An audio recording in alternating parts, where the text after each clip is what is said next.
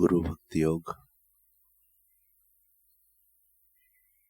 चाहे कितने ही दर्शन शास्त्र के ग्रंथ पढ़ो, सारे विश्व का प्रवास करके व्याख्यान करो,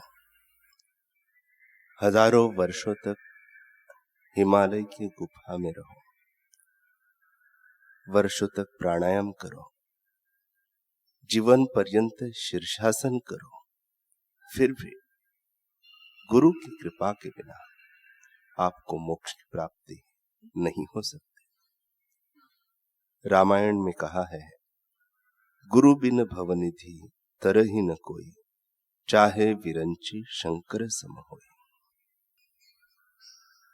आध्यात्मिक गुरु यह नहीं दिखा सकते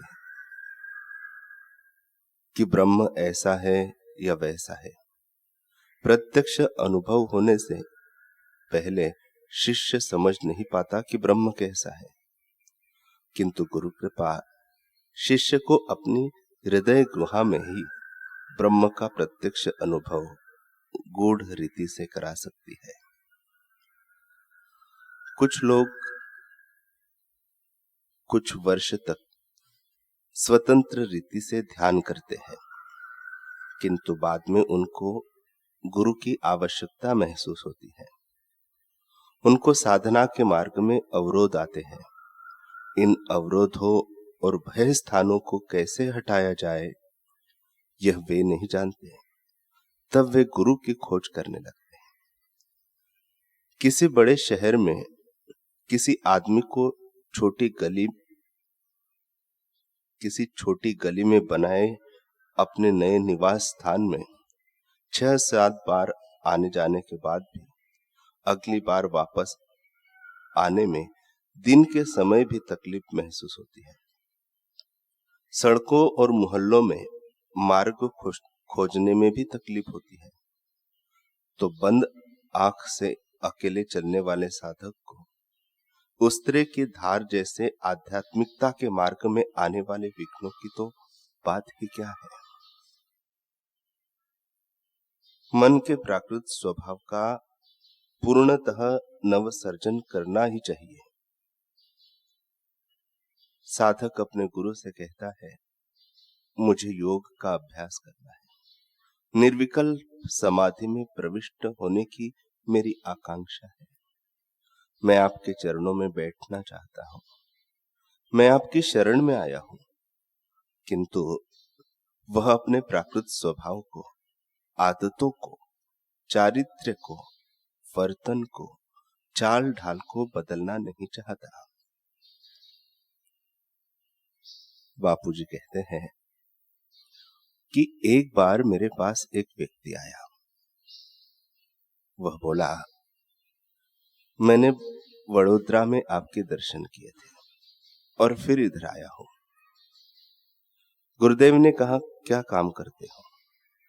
उसने कहा, बाबा जी अब तो कुछ काम नहीं करता हूं, सेवा निवृत्त हुआ हूं, अब बस तपस्या करता हूं।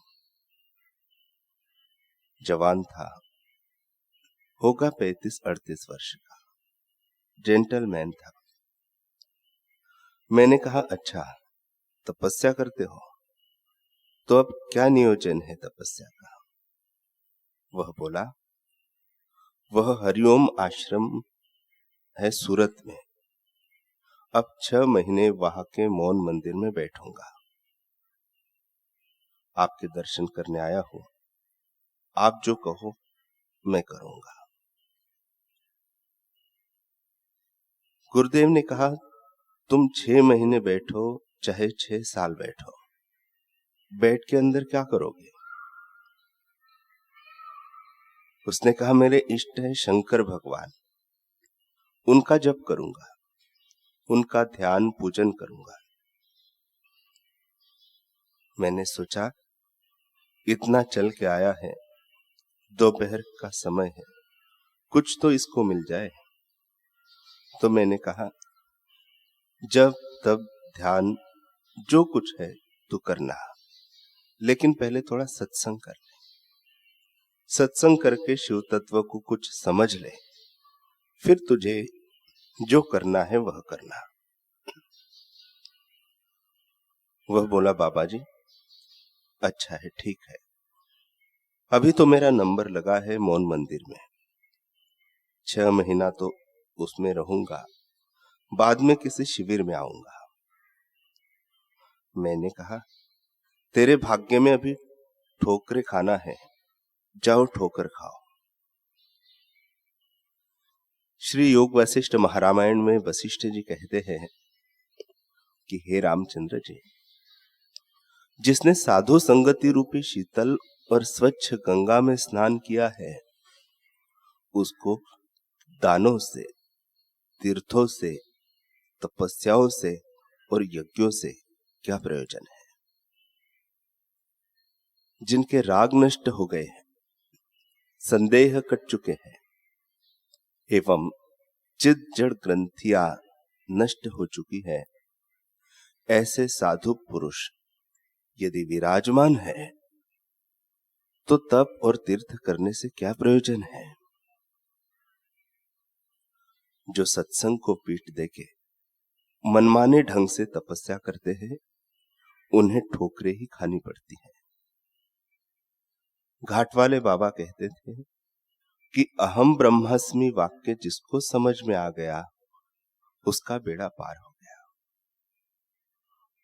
उतना नहीं समझा तो समझो उसके भाग्य में थोड़ी ठोकरें है, तो वह उपनिषद पढ़ ले, कठवल्ली, उससे भी ज्ञान नहीं होता है तो फिर दूसरी उपनिषद समझ ले, उसमें भी रुचि नहीं होती, वह आत्मज्ञान की तरफ नहीं आता, तो समझो उसके भाग्य में ज्यादा ठोकरें है। जिसको ठोकरें खाना बाकी है, वह इस ब्रह्म वाक्य को नहीं समझ सकता। महावाक्य को समझ ले, बस निहाल हो जाएगा। स्वामी रामतीर्थ यह गजल दोहराया करते थे,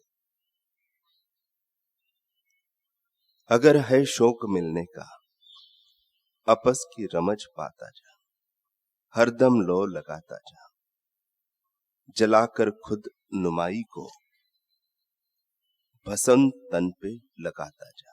अगर है शौक मिलने का, अपना शरीर में जो अहम है, शरीर में, पदार्थों में, जगत में जो ममत्व है, उसको मिटा दे, तो फिर पता चलेगा कि तेरे मेरे में अनेक रूपों में जो भास रहा है, यह सब उसी का चमत्कार है, सब वही रूप है।